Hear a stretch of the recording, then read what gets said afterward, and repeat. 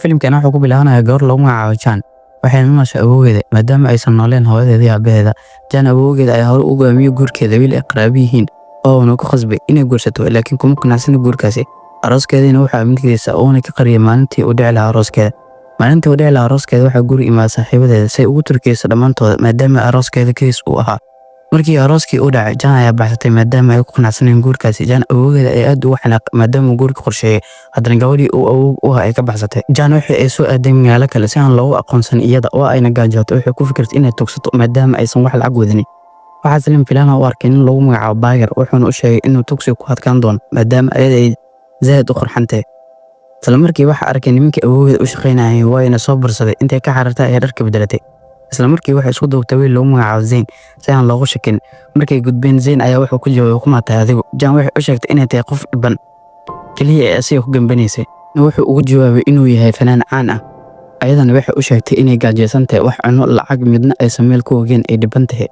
Zayn ayaa aad ugu xumaaday wuxuu ugu jawaabay aniga miiraacaysa. Waxay dhahay xagee baa u socotaa. Wuxuu dhahay aabihii ayaa maanta guursan raba arooskan aniga ayaa ka heesi raba iraac ee soo bax. Wuxuu keenay xalfadda mikrofoonka intuu qabsaday ayuu dadkii ku dhahay soo dhaweeyay gabadhan asigana wuu baxay soo isku soo diyaariyo ilaan wuxuu ka heesi rabaa xalfadda. Laakiin Jane ayaa iska cuntay toortada lamaanaha loogu talagalay maadaama ay zaad u gaajeysneen. Gadaalgada ayada u socota ayay miiskii toortada daadisay alaabtii dhan ay wada jijibisay. Kii oo dhan waxay la yaabeen Jane. Ilaalada xafladdan waxay bursadeen Jane. Zayn aabihiis ayaa zaad ugu kaliyay maadaama asiga keenay gabadha xalfaddaasi. Maalintii xigtay waxay wacday Jane waalidkeeda. waxaan u sheegtay dhibaatadii ay la kulantay intay guriga maqnaan. Waxa kale oo sheegtay wiilkaas aad igu qasabteen in aysan rabin. Awoogeeda wuxuu ku jawaabay muddadii aad guriga ka maqnaan anigu maanan hurdin. Isla markii way isfahmeen Jane iyo awoogeeda waxayna imaatay guriga. Isla markii markuu arkay awoogeeda Jane inay guriga imaato uu iska cafis. Maalintii xigtay waxay soo aaday meelaha lagu garaaco biyaanada iyo heesaha jacaylka. Salim filaan ayay u aragtay Zayn markuu arko uu sacbiyay. Iyada markii aragtay ayay dhahday xagee ku dambeysay Zayn ayaa ku jawaabay maalinkii dhibkaad ii geysatay aniga ayaa ku ceeboobay adigana waad iga dhumatay ilaa goorma ayaa dhibkan wadaysaa Jane wuxuu ku jawaabay waan ogahay wax walba laakiin si kasmaan u sameyn waan ka raalgelinaya. Zayn wuxuu u sheegay inuu mashquul yahay hadda biri ayay si fiican u sheekaysanayna ayuu ku dhahay hadda meel ayaan u socdaa. Maalintii xigtay waxay ku xasuumtay gurigeeda waxayna bartay dhammaan reerkii idil. Waxay bilaabeen inay beerta ku dumaashadaan halkaas ay jib qaataan. Zayn wuxuu u sheegay in gabar kale aabihiisa u guurin doono oo ayna ooday. Meesha waxaa ka ogaanayna Jane inay dareen u haysay Zayn wuxuuna ku dhahay aabahii hadalkiisa ma diidi karo.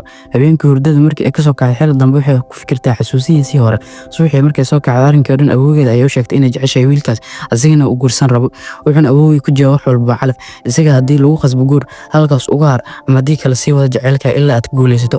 Maalintii xigtay waxaa soo wacay Zayn wuxuu u sheegay inuu biri qasabta inay wada kulmaan si uu arrin muhiim ah ugula hadlo. Subaxii xigtay markii ay wada kulmeen wuxuu u sheegay inuu biri safariga arooskiisana oo ka dhici doono Bangkok.